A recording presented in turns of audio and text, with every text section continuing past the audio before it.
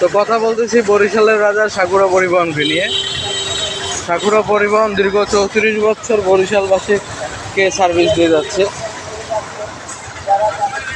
Exact Hino one J বাস দিয়ে, Japanese Hino one J বাস দিয়ে sakura পরিবহন বরিশালকে সার্ভিস দিয়ে যাচ্ছে দীর্ঘ 34 বছর ধরে।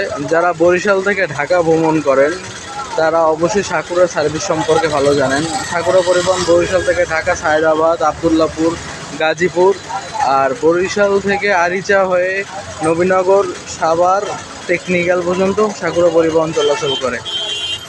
সাকুরা পরিবহনের নিজস্ব কাউন্টার রয়েছে বরিশাল টার্মিনালের সাথেই। আর সাকুরা পরিবহনকে বরিশালে ঘরের পরিবহন বলা হয়, ঘরের ছেলে বলা হয়। আর সাকুরা পরিবহন নিয়ে যাত্রীদের একটি আকাঙ্ক্ষা থাকে, এই গাড়িটি দ্রুত গতিতে চলাচল করে। মাত্র 3 ঘন্টায় সাকুরা পরিবহন বরিশাল থেকে ঢাকা সার্ভিস দিয়ে থাকে।